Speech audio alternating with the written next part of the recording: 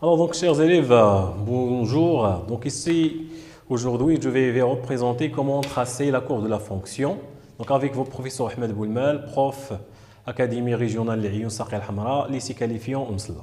Donc l'objectif de la science c'est comment tracer la courbe de la fonction. Donc le problème que les élèves éprouvent dans l'examen de bac lorsqu'ils font l'étude de la fonction, ils ont la difficulté comment tracer la courbe de la fonction. Pour cela, je vais vous proposer aujourd'hui une façon pour traiter la courbe de la fonction. Alors, exemple numéro 1. Supposons on a une fonction. Donc, D, vous avez la droite Y est égale 1 moins 1 demi X, c'est une asymptote oblique de CF au voisinage de plus l'infini. Donc, d'abord, je vais tracer cette droite. Donc, vous avez la droite Y est égale 1 moins 1 demi X. Donc, je vais représenter cette droite dans votre repère. Voilà votre repère. Donc, y est égal à 1 moins 1 demi x. Je vais donner des images. Si je donne à x0, y est égal à 1. Si je donne à x0, y est égal à 1. Donc, le premier point, c'est 0, 1. Donc, voilà le premier point. Si je donne à x2, donc, si je donne à x2, on va trouver 2 sur 2, 1, 1 moins 1, 0. Donc, deuxième point, c'est 2, 0. Donc, voilà le deuxième point. Donc, voilà votre asymptote. Je vais le tracer. Donc, voilà l'asymptote de votre courbe. Alors, c'est la droite D.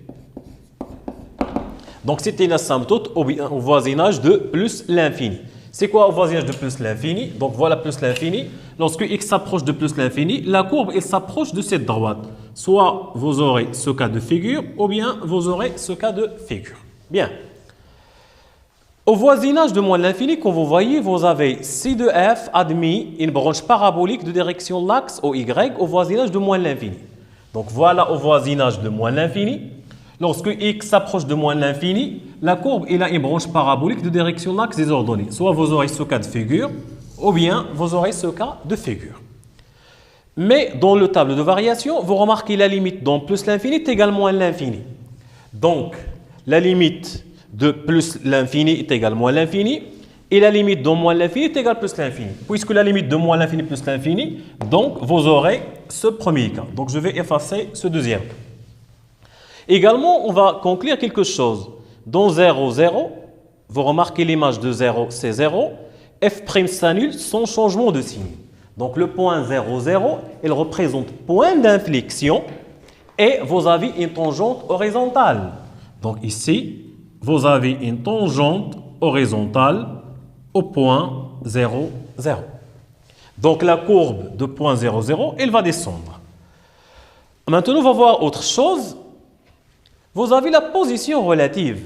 Donc, sur l'intervalle moins l'infini moins 1, C de F, il est au-dessus. Et sur l'intervalle moins 1 plus l'infini, il est au-dessous. Donc, sur l'intervalle moins 1 plus l'infini, la courbe est au-dessous. Donc, je vais effacer ce cas au-dessus. Il sera au-dessous. Puis, il y aura un point d'intersection de coordonnées moins 1, 3 sur 2. Donc, voilà moins 1, 3 sur 2. C'est ce point d'intersection entre la courbe et l'asymptote.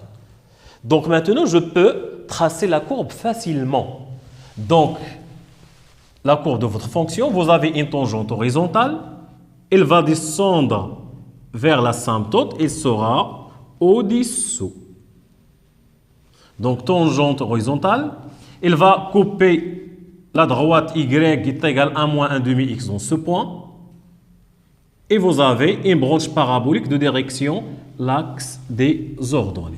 Maintenant, voilà la courbe de votre fonction.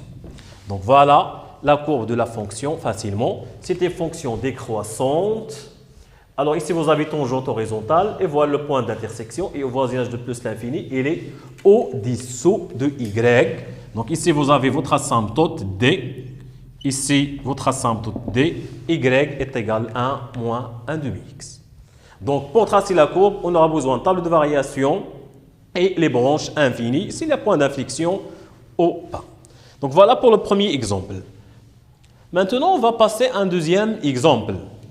Donc, deuxième exemple, nous avons y est égal à moins x est une asymptote oblique AC au voisinage de moins l'infini.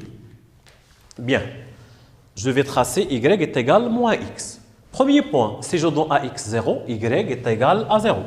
Donc voilà le premier point. Si je donne à x 1, y est égal à moins 1. Voilà un deuxième point.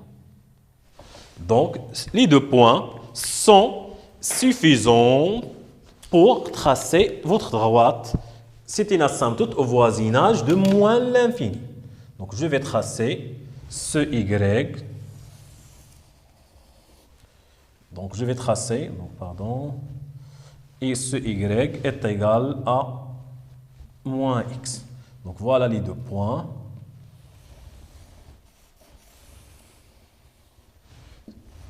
Alors vous avez cette asymptote, il est au voisinage de moins l'infini. Donc voilà votre d, y est égal à moins x. Alors au voisinage de moins l'infini, voilà moins l'infini, c'est-à-dire lorsque x s'approche de moins l'infini, la courbe elle va s'approcher de cette asymptote, soit vous avez ce cas ou bien ce cas. Si vous avez la courbe, il est au-dessous, et si vous avez la courbe, il est au-dessus. On va y revenir après. Une autre donnée que nous avons, la voilà, il existe un seul alpha appartenant à l'intervalle 3 sur 2, 7 sur 4, tel que f de alpha est égal à 0.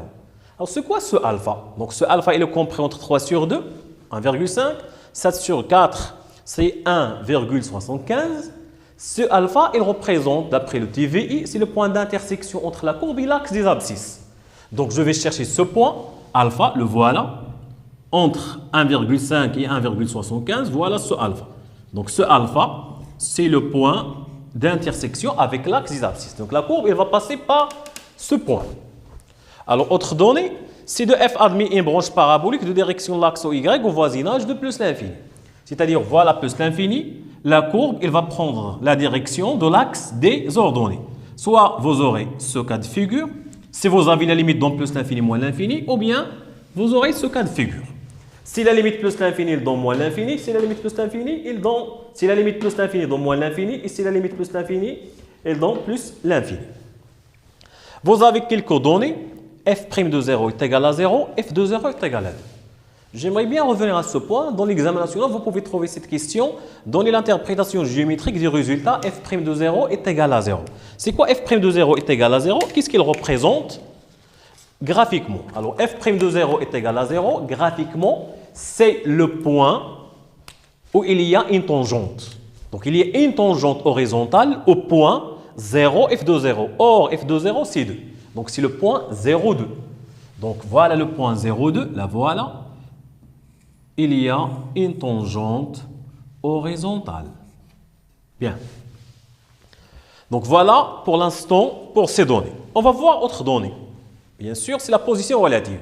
La position relative, vous avez sur l'intervalle moins l'infini 2, vous avez C, il est au-dessus de D. Donc C de F, il est au-dessus, le voilà. Donc je vais effacer cette partie.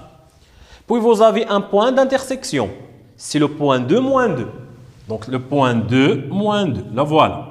Donc c'est le point 2, moins 2.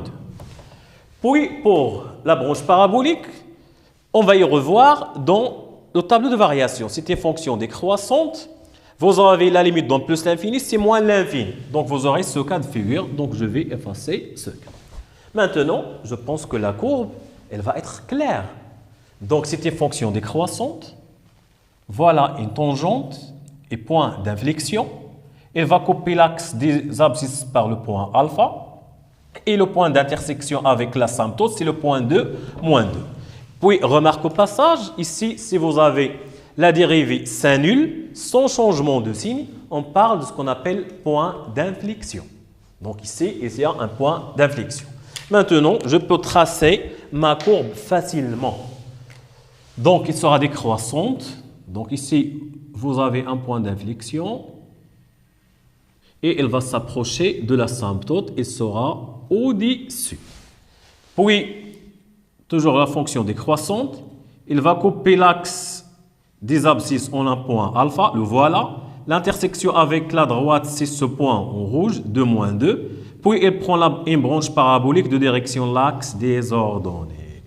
Et voilà votre courbe facilement.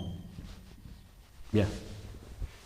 Donc, vous remarquez, on aura besoin de deux choses, surtout table de variation et les asymptotes et la position relative.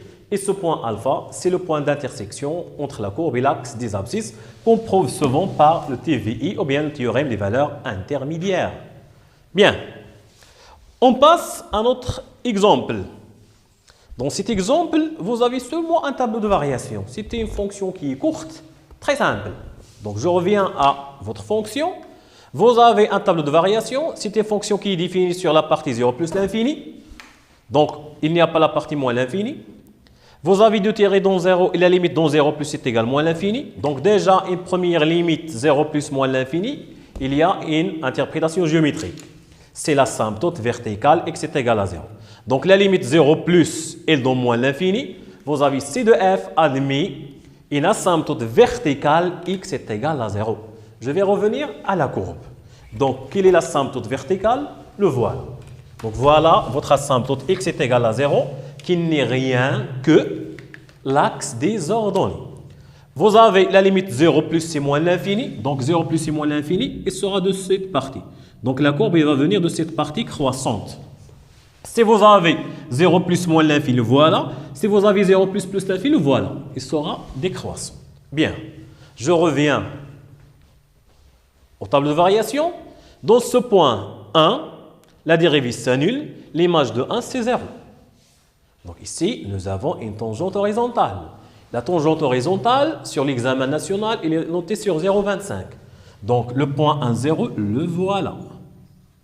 Voilà le point 1, 0, tangente horizontale. C'est-à-dire votre fonction elle sera croissante jusqu'à ce point, puis elle sera décroissante. Lorsqu'elle sera décroissante, vous remarquez qu'elle sera décroissante vers ce moins 1. La limite dans plus l'infini, c'est moins 1. Quelle est l'interprétation géométrique de ce résultat? La limite plus l'infini, il donne un nombre. Vous avez une asymptote horizontale d'équation y est égale à moins 1 au voisinage de plus l'infini. Je vais le tracer. Donc voilà votre asymptote y est égal à moins 1. Si vous avez y est égal à moins 2, je vais le tracer de moins 2, moins 3, etc. Donc voilà y est égal à moins 1. Maintenant, votre courbe, elle devient très simple. Une fonction qui est croissante jusqu'à cette tangente, elle sera décroissante jusqu'à ce point, ou bien jusqu'à y est égal à moins 1. Donc, voilà votre fonction. Donc, ici, donc, voilà la partie 0, 1. Puis, une fois la fonction il arrive à cette tangente, elle sera décroissante et elle va s'approcher de l'asymptote. Donc, voilà la courbe de votre fonction. Vous remarquez graphiquement que la courbe de la fonction elle est au-dessous des abscisses. Donc, si vous avez une question sur le signe de f, vous pouvez le déduire facilement. F, il est négatif. F de x, pardon, il est négatif car la valeur maximale, c'est 0. Donc, f de x il sera inférieur ou égal à 0. Et dans la courbe, vous avez des questions. Vous pouvez avoir des questions après la courbe. Par exemple, résoudre graphiquement f de x est égal à m, avec m paramètres. Donc, bien sûr, je parle de cette fonction. Donc, f de x est égal à m. Donc, un paramètre m. Lorsqu'on dit f de x est égal à m, c'est les intersections, ou bien on cherche les intersections entre la courbe de la fonction et la droite y est égal à m.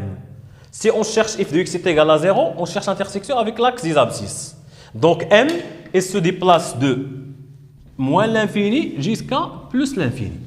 Donc, le premier cas, si vous avez m dans cet intervalle de moins l'infini jusqu'à moins 1, il y a toujours une seule solution.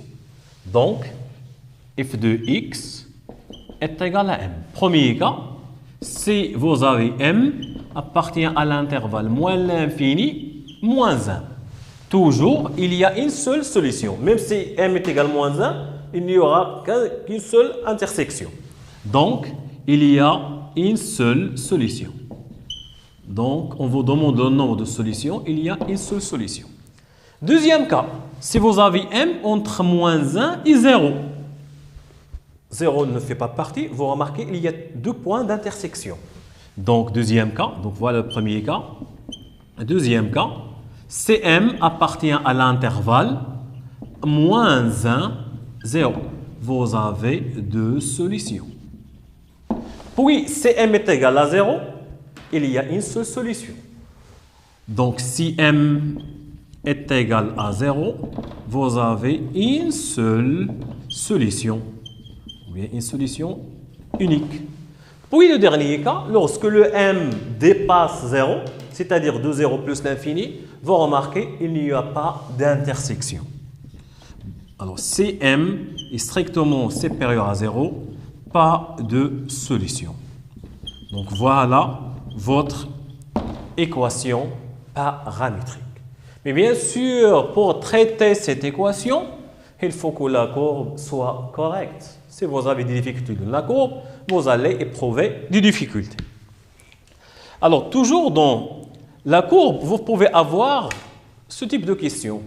On vous demande soit j'ai la restriction de f sur 1 plus l'infini, donc la restriction de f, montrer que g admet une fonction réciproque sur un intervalle g à préciser.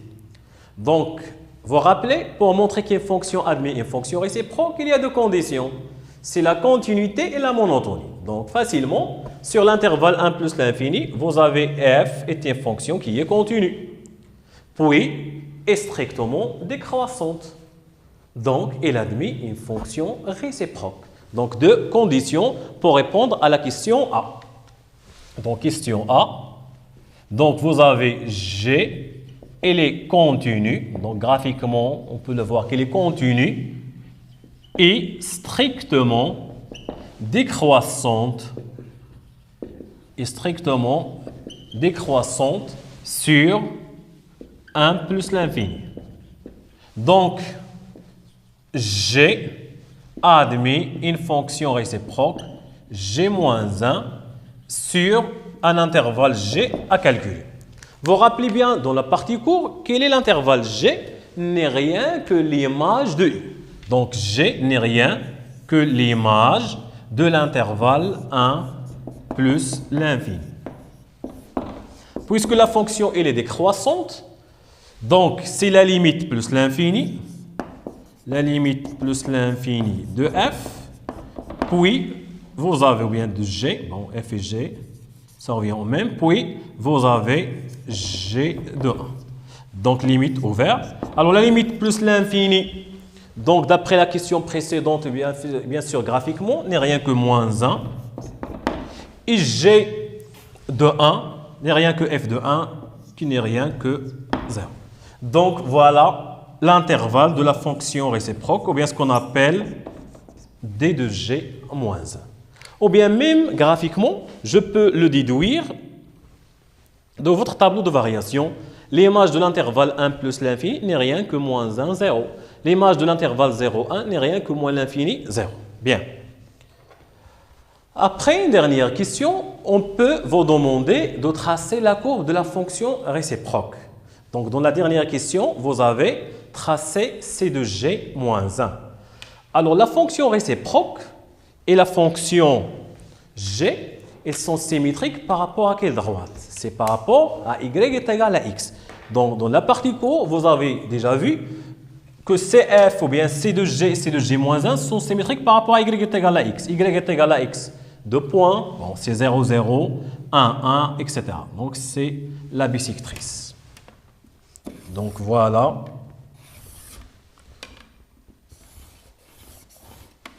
Y est égal à X. Bien. N'oubliez pas que la fonction G, la voilà. C'est cette partie. Ici, vous avez la fonction F. La fonction G, c'est cette partie.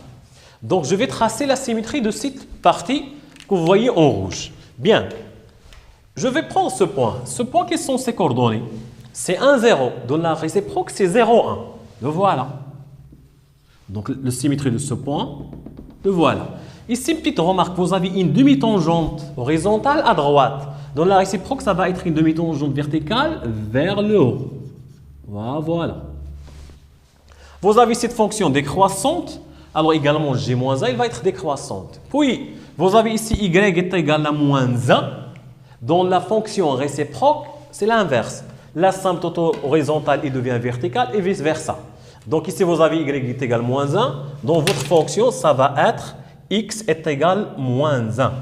Donc, voilà votre asymptote.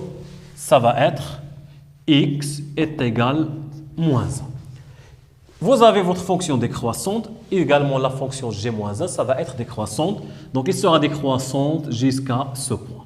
Donc, voilà votre fonction réciproque g-1 que vous voyez ici, tracée par la couleur bleue.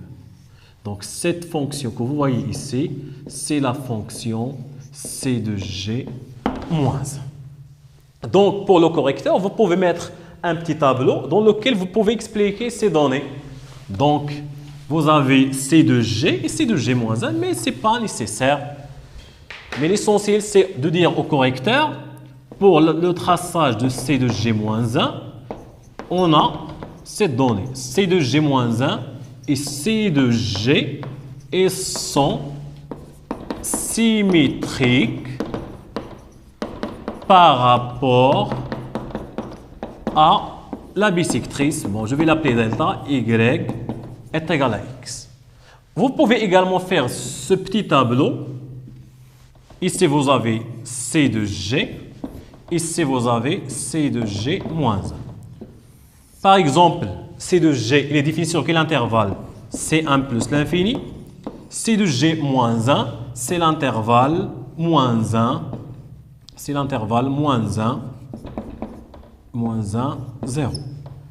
Puis, vous avez sur cet intervalle, cette fonction est décroissante, c de g-1 est décroissante. La fonction g et g-1 ont la même monotonie. Puis, ici, vous avez une asymptote qui est horizontale, c'est y est égal à moins 1. Ici, vous aurez x est égal à moins 1. Puis, ici, vous avez une demi-tangente. Dans quel point? C'est le point 1, 0. Et dans la fonction g-1, ça va être 0,1. Ici, vous avez une demi-tangente horizontale à droite. Ici, ça va être une demi-tangente verticale à droite.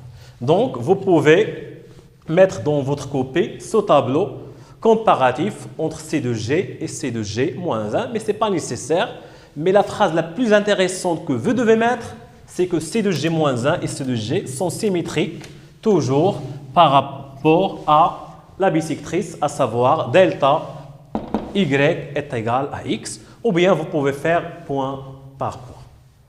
Donc voilà, chers élèves, l'objectif de cette dernière séance, c'est de vous montrer qu'il est très simple de tracer la courbe de la fonction. Ça ne sert à rien de faire le tableau de variation et de calculer les limites, les branches paraboliques et la position relative et de lisser la figure et de perdre 2 points de la figure ou bien 1,5 point.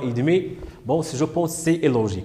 Pour tracer la fonction, c'est très simple. Faites attention juste à ces données et vous n'allez pas trouver des difficultés pour tracer votre courbe. Donc, chers élèves, merci pour votre attention. On se donne rendez-vous prochainement. À bientôt.